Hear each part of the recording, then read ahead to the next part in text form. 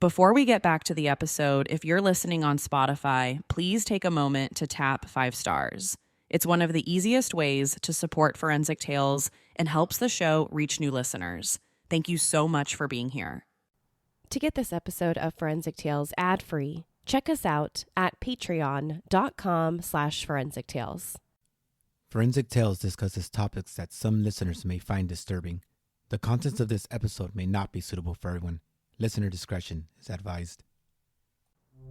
At 5:15 in the morning, an Illinois man flags down a motorist. "Call 911, the man shouts. "I've been shot." Blood pours down the man's legs. Emergency personnel quickly arrive. They begin treating the injured man.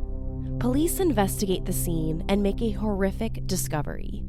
He's not the only one shot. Inside the man's SUV, 4 more victims, dead. This is Forensic Tales, episode number 105, The Christopher Vaughn Story.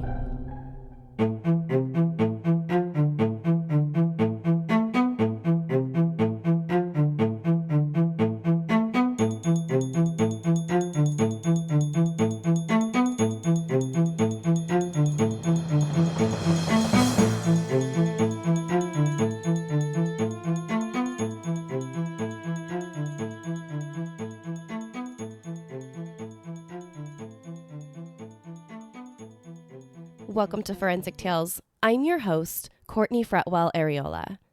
Forensic Tales is a weekly true crime podcast covering real, spine-tingling stories with a forensic science twist.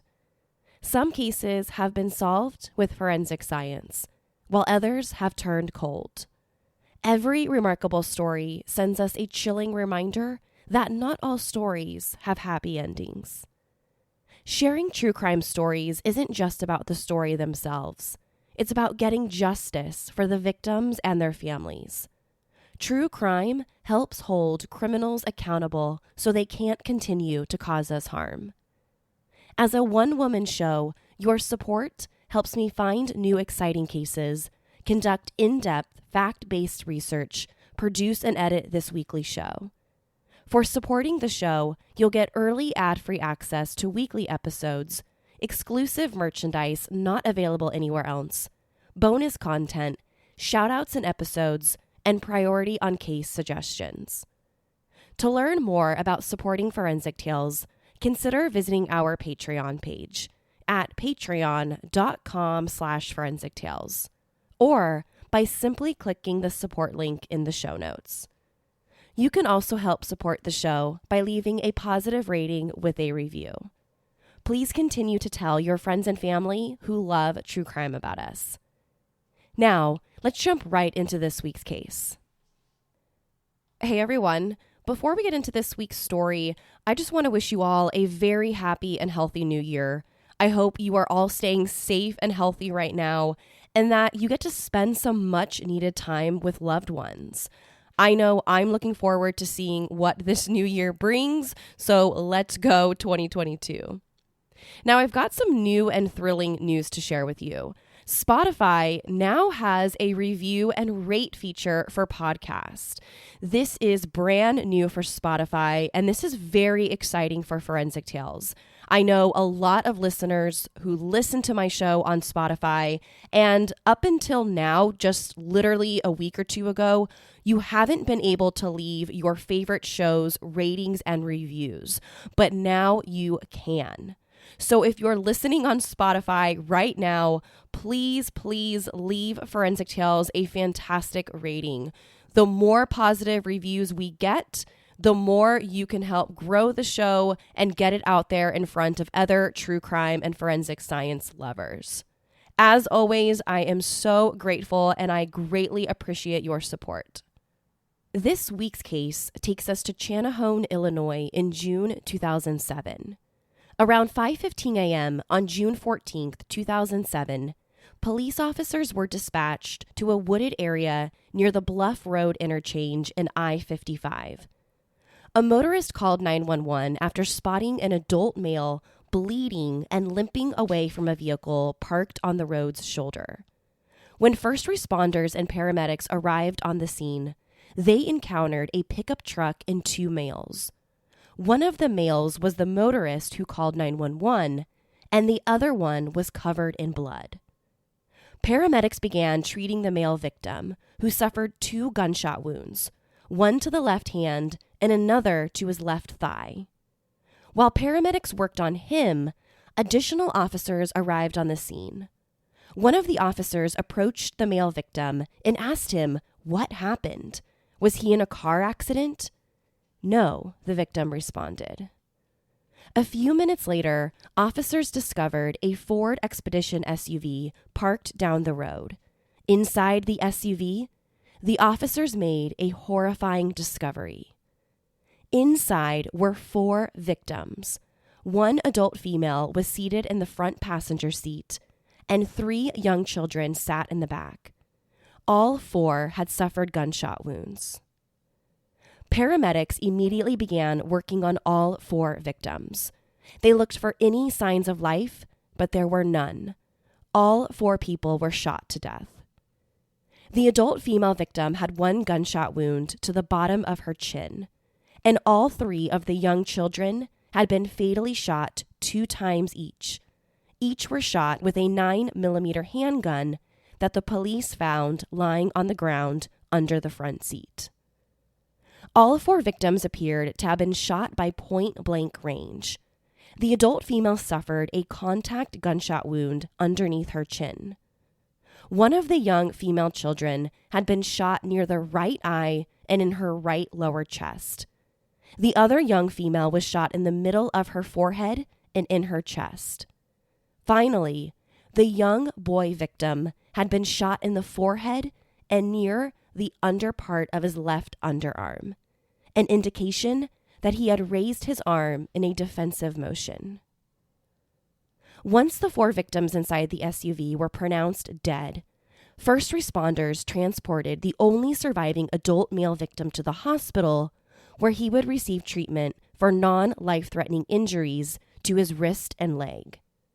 He told the police and the doctors at the hospital that his name was Christopher Vaughn and that it was his family inside the SUV. Christopher told the police that the adult female inside the car was his 34-year-old wife, Kimberly Vaughn, and the 3 children were his kids, 12-year-old Abigail, 11-year-old Cassandra, and his son, 8-year-old Blake. During the police's first interview with Christopher at the hospital, he seemed shocked that he'd been shot. He had no idea what happened and didn't understand how he'd been shot because no one was around his car and his wife didn't have a gun. He told the police officers that he and his family were going to a water park in Springfield, Illinois. They left their house around 5 a.m. When they traveled south on I-55, he said that his wife, Kimberly, started to get sick. She'd been taking prescription medication for migraines, and sometimes the medication made her sick to her stomach. So the family decided to pull over at a rest stop so that Kimberly could get out of the car and get some fresh air. But according to Christopher, Kimberly didn't get out of the car. When the police asked him where he pulled over, he said he didn't remember. All he remembers is getting out of the SUV to check on the family's luggage carrier because it was rattling. He said he then got back into the driver's seat, and that's when he noticed that his leg was bleeding. He got back out of the SUV and flagged down the motorist in the pickup truck, the person who called 911. Before the hospital discharged Christopher that morning, he strangely told one of the nurses that she should call his dead wife because she, quote, gets mad when he doesn't call her. After being discharged from the hospital, the police immediately brought him to the police station for questioning. Officers broke the news that his wife and 3 children were all dead. But Christopher's reaction was strange. He told the officers, no, they weren't dead. This must be a huge mistake. He even asked the detectives to bring his wife Kimberly into the police station because he needed to talk to her. But officers repeatedly told Christopher that this wasn't a mistake, that his entire family was shot to death. And they continued to ask him what happened. But Christopher told them he didn't know. At one point during this interview, the police got frustrated. They're starting to think that Christopher is lying to them and that he knows exactly who shot his family. So they decided to show Christopher a picture of his children.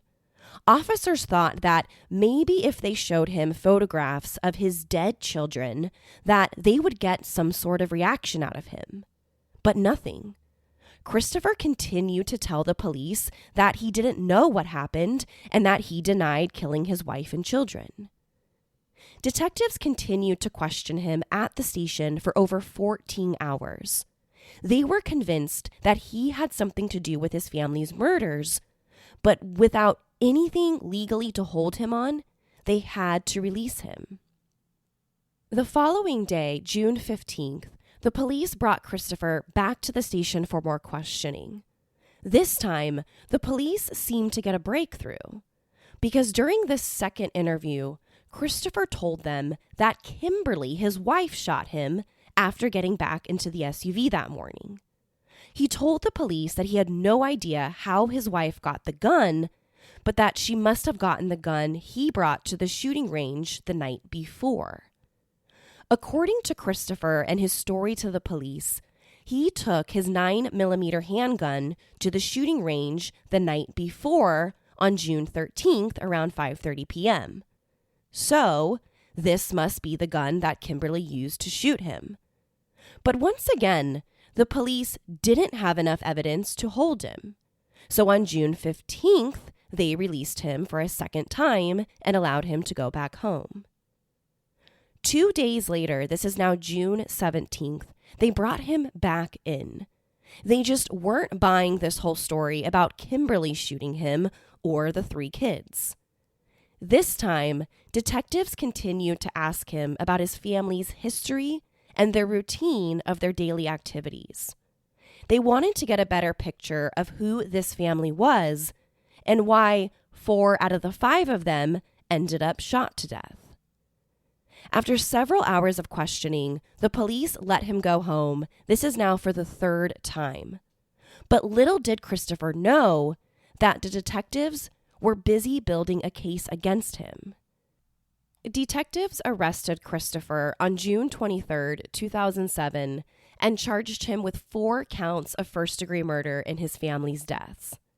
If convicted on all 4 counts, he looked at the death penalty. The police and prosecution just weren't buying Christopher's story that his wife shot him and their 3 young kids. They believed that they had enough evidence to prove their case. Christopher's murder trial began in August of 2012, 5 years after the shooting.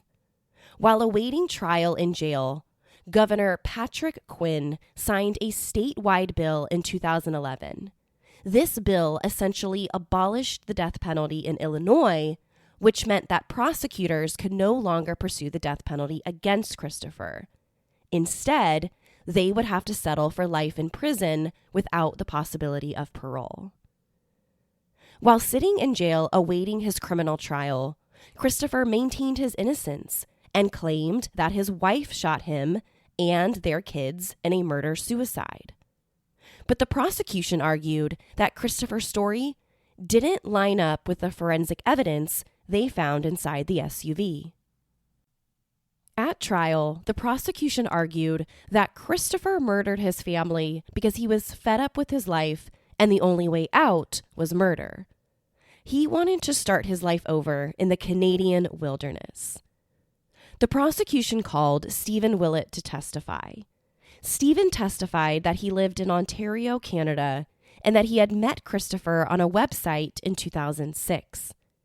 He told the jury that he and Christopher exchanged hundreds of emails about their desires to live in the woods together where they could practice their survival skills.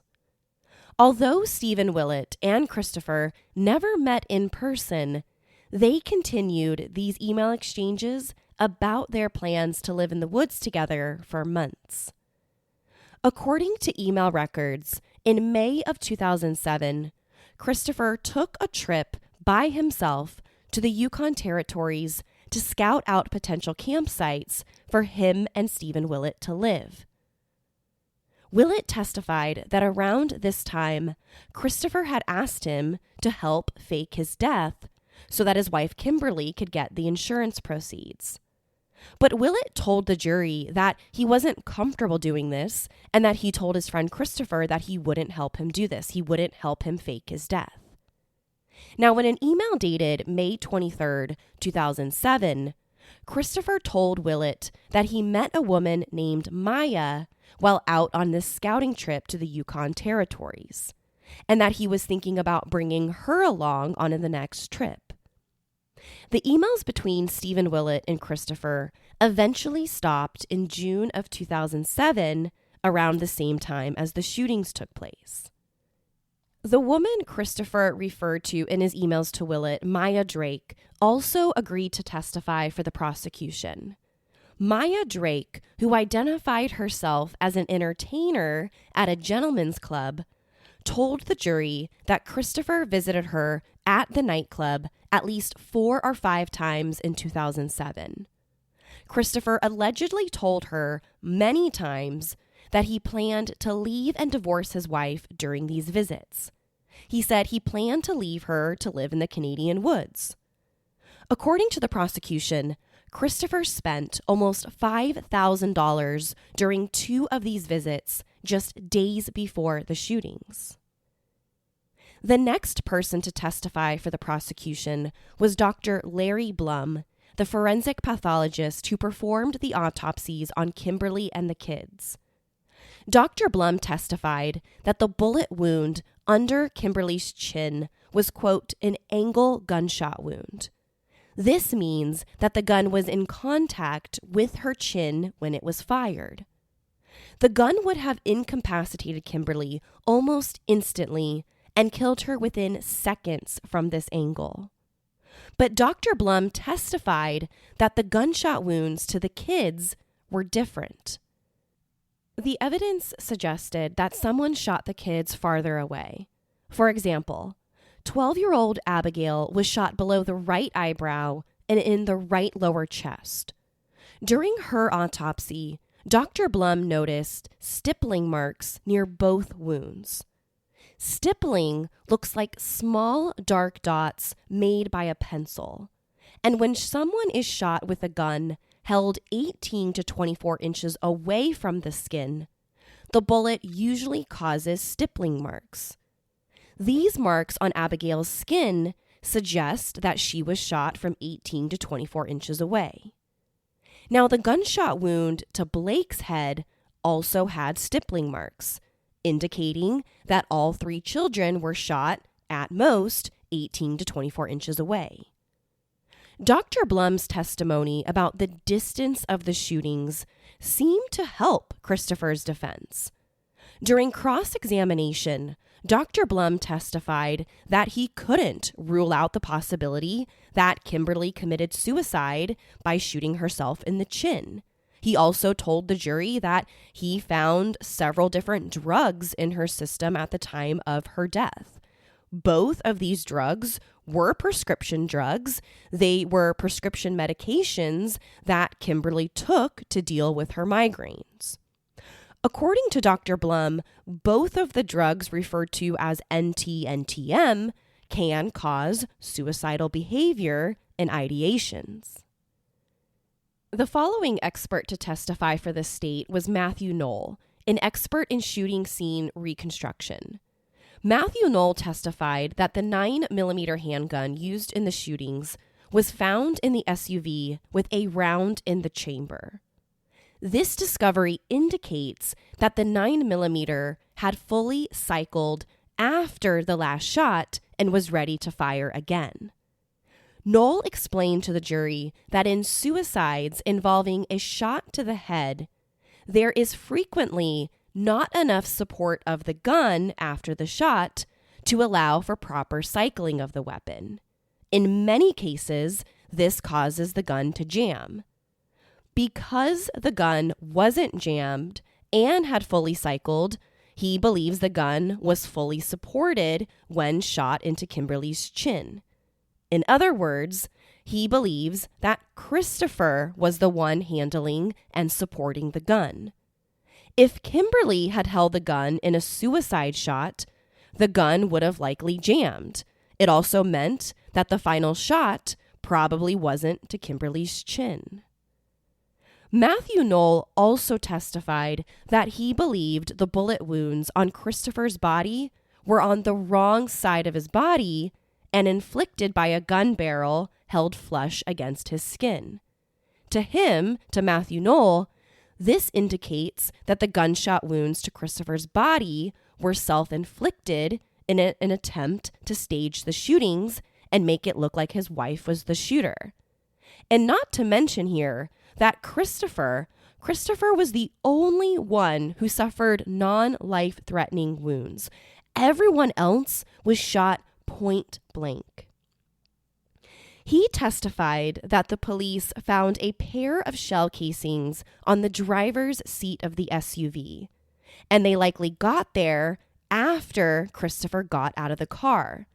Now, this discovery of the shell casings on the driver's seat of the SUV, well, this directly contradicts Christopher's story that his wife shot him outside of the vehicle. But the most significant piece of evidence for the prosecution was the blood evidence. The leading expert who testified in the blood evidence was Paul Kish, an expert in blood stain pattern analysis. Paul Kish told the jury that the blood evidence proves Christopher was the shooter. According to him, Kimberly was shot before Christopher.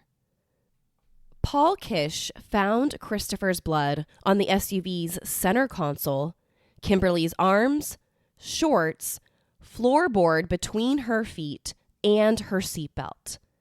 Kish testified that Christopher's blood got onto Kimberly's seatbelt by direct contact. Then the seatbelt was removed. But wait, it gets worse. According to Paul Kish, while Kimberly would have still been bleeding from her gunshot wound, an object, quote, altered and wiped away some of her bloodstains on the SUV's center console, end quote. In other words, her bloodstains were disturbed. This would have happened within seconds after Kimberly's blood was deposited on the center console. According to Paul Kish and the prosecution, the only other person who would have been in a position to alter or disturb those bloodstains was Christopher. So this blood evidence suggested that Christopher moved over Kimberly's body after her death. And none of the evidence indicates that there was a struggle between the two.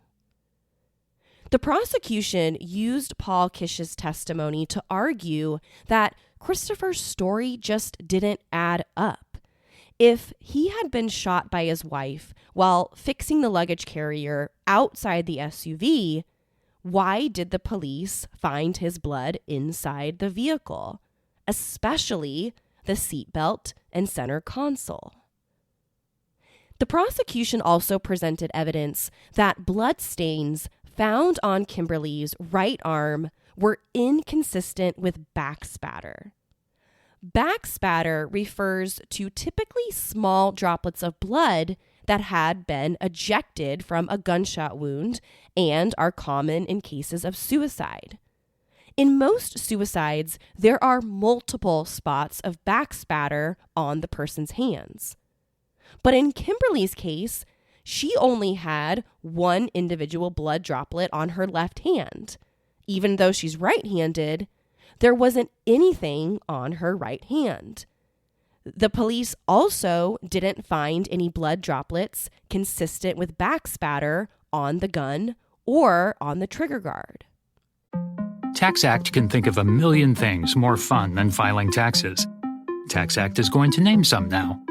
Sitting in traffic, folding a fitted bedsheet, listening to your coworker talk about his fantasy team, digging a hole, digging an even larger hole next to that original hole. Unfortunately, TaxAct's filing software can't make taxes fun, but TaxAct can help you get them done. TaxAct. Let's get them over with.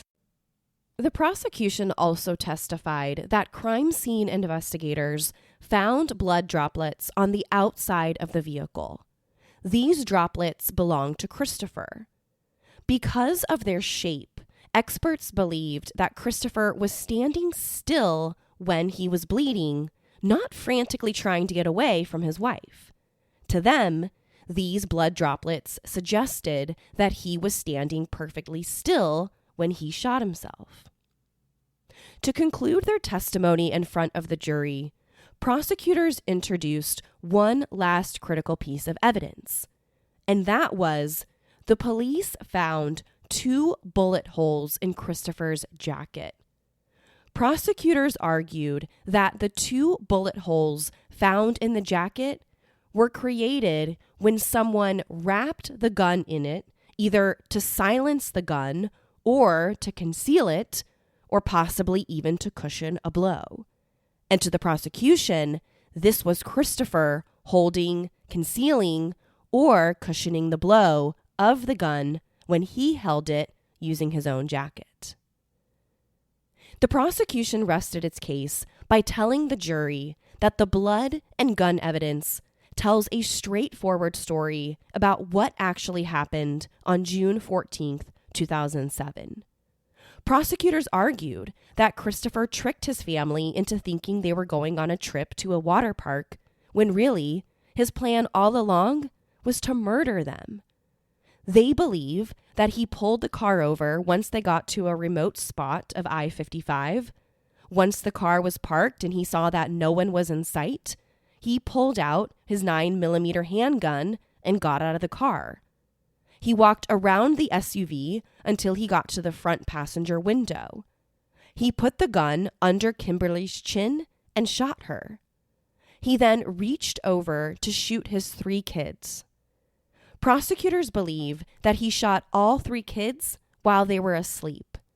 The youngest, Blake, woke up sometime during the shooting and attempted to shield himself by putting his arms up, explaining the 1 bullet wound to his armpit. According to the prosecution, he wanted to look like Kimberly shot him and the kids before turning the gun on himself.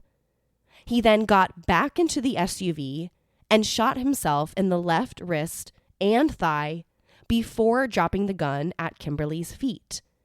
Then he unbuckled her seatbelt, leaving behind his blood, and walked away to flag down the motorist.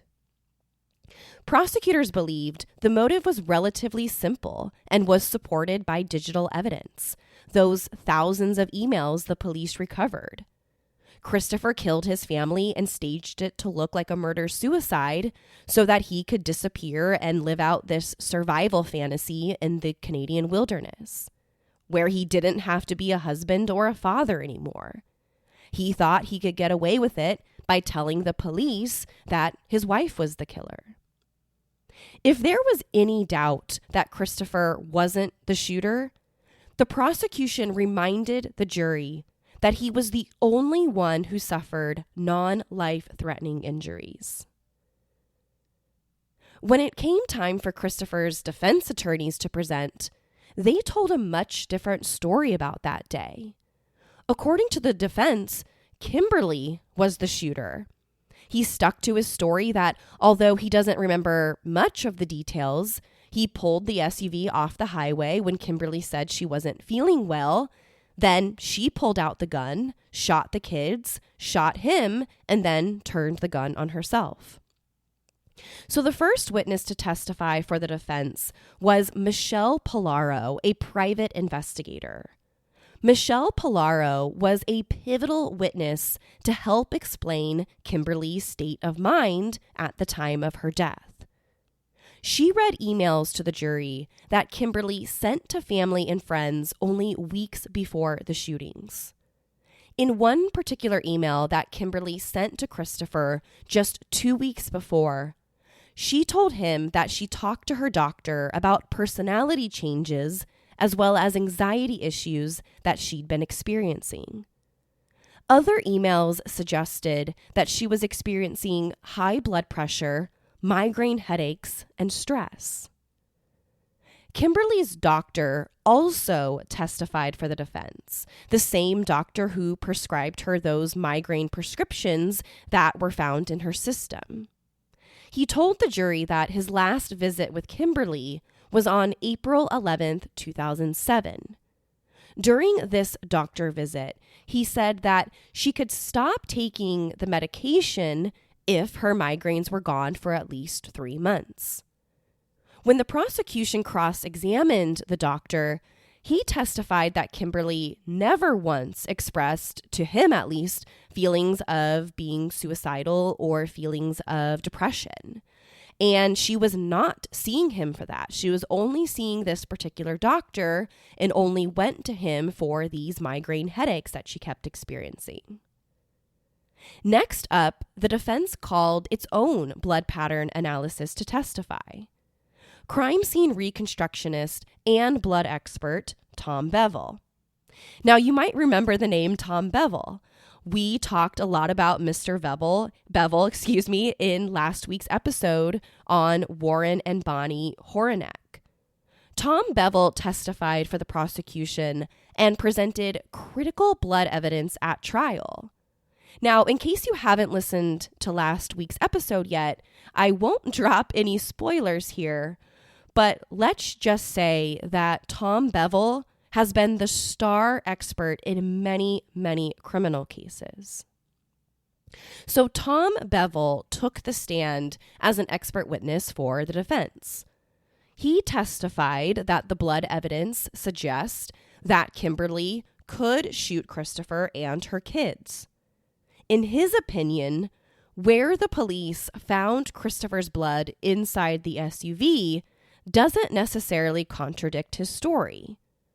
One of the prosecution's key pieces of evidence was discovering his blood on Kimberly's seatbelt, suggesting that he took her seatbelt off to make it look like she was the shooter. According to Tom Bevel, though, the discovery of Christopher's blood on Kimberly's seatbelt doesn't automatically contradict his story. According to him, he believes his blood could have gotten on the seatbelt another way that doesn't mean that he's the shooter. The defense rested its case by telling the jury that Christopher was innocent. They said that the antidepressants and her migraine headaches fueled the murders. They also argued that Christopher had recently confessed to Kimberly about a sexual affair that he had during a recent trip to Mexico, and that between the medication and this recent sexual affair confession, this could have all contributed to her decision to carry through with this murder-suicide plot. So after 5 long weeks of testimony that featured more than 80 witnesses, the jury took less than 1 hour to return a verdict. The jurors found Christopher guilty of his wife and 3 kids' murders. In their decision, the jury cited the blood evidence. They believed that the blood found in the SUV didn't add up with his story. Simply put, his blood was found in places that it shouldn't have been. The court accepted the jury's guilty verdict and sentenced Christopher to 4 consecutive life sentences without the possibility of parole. However, because the governor abolished Illinois' death penalty 1 year before the start of the criminal trial, they spared Christopher's life. So instead, he would spend the rest of his natural life in prison behind bars. Immediately following his conviction, Christopher filed an appeal.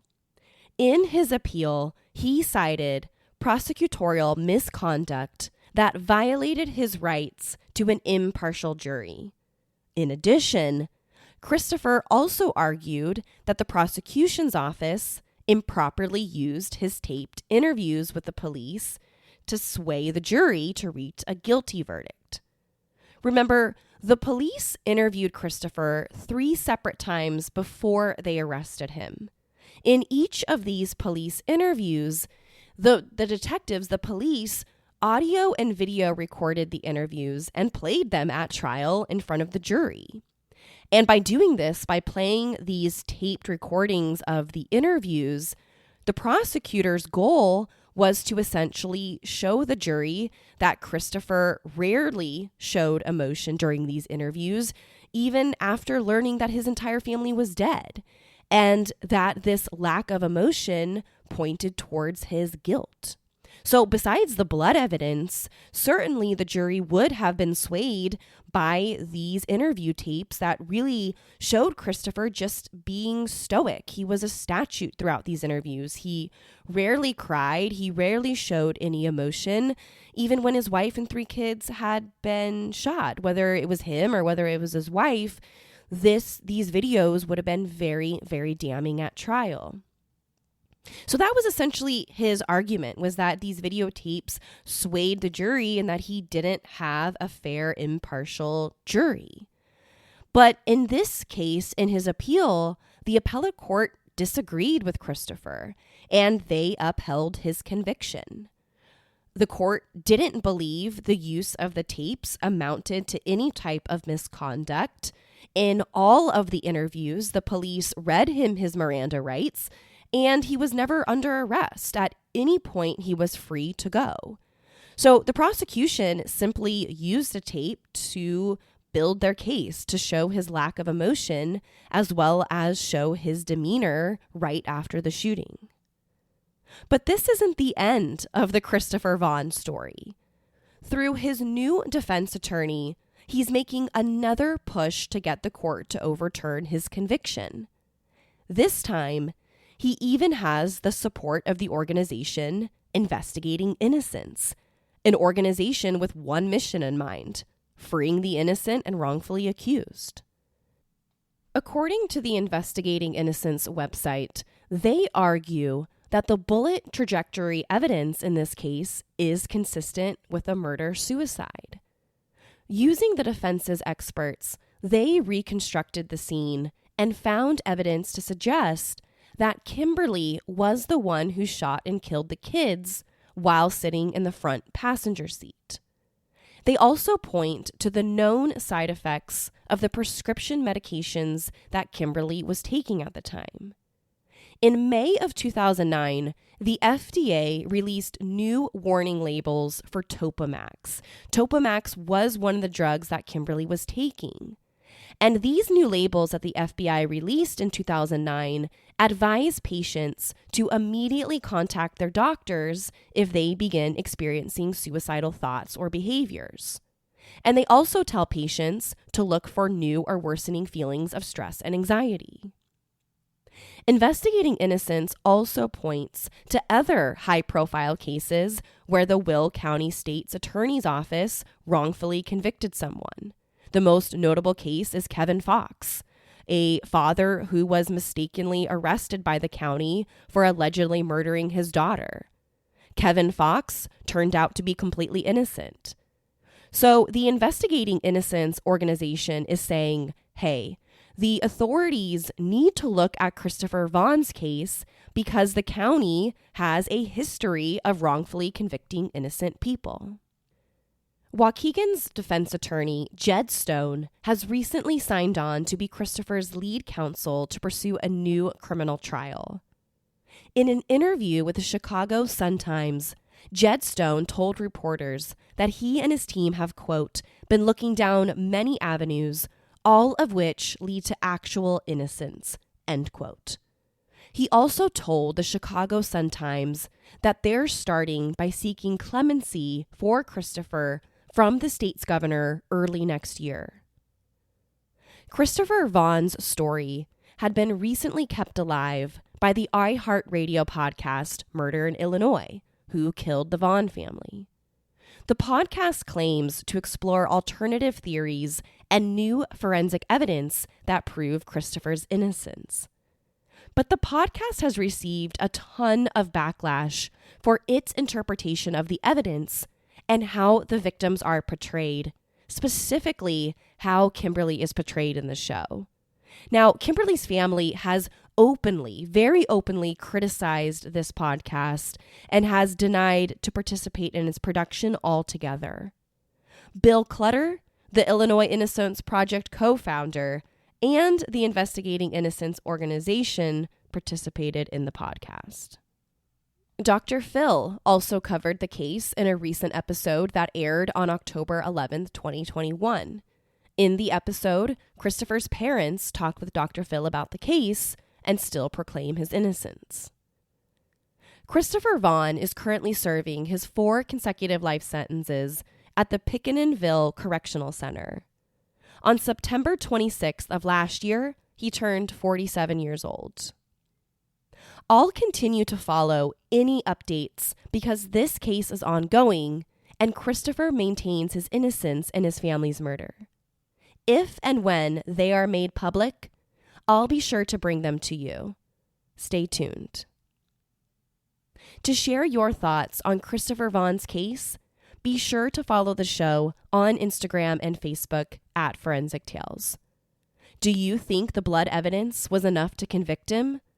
Or do you agree with the Investigating Innocence Project and think that he's innocent? To find out what I think about the case, sign up to become a patron at patreon.com/Forensic Tales. After each episode, I release a bonus episode where I share my personal thoughts and opinions about the case. This is where I get the opportunity to say what I think about the blood spatter evidence and whether I think Christopher Vaughn is guilty or innocent. To check out photos from the case, be sure to head to our website, forensictales.com. Don't forget to subscribe to Forensic Tales so you don't miss an episode. We release a new episode every Monday. If you loved the show, consider leaving us a positive review or tell friends and family about us. You can also help support the show through Patreon. Thank you so much for joining me this week. Please join me next week. We'll have a brand new case and a brand new story to talk about.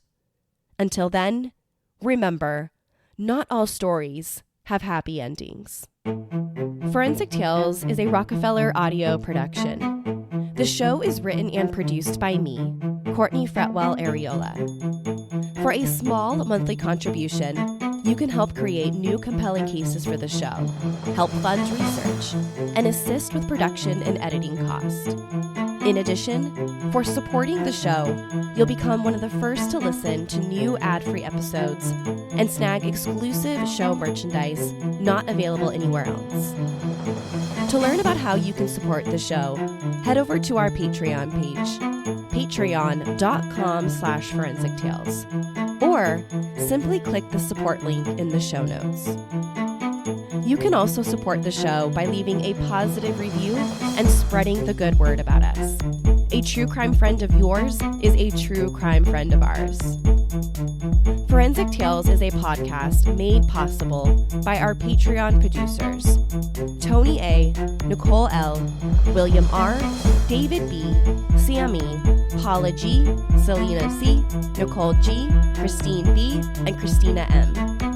If you'd like to become a producer of the show, head over to our Patreon page or send me an email at courtney@forensictales.com to find out how you can become involved.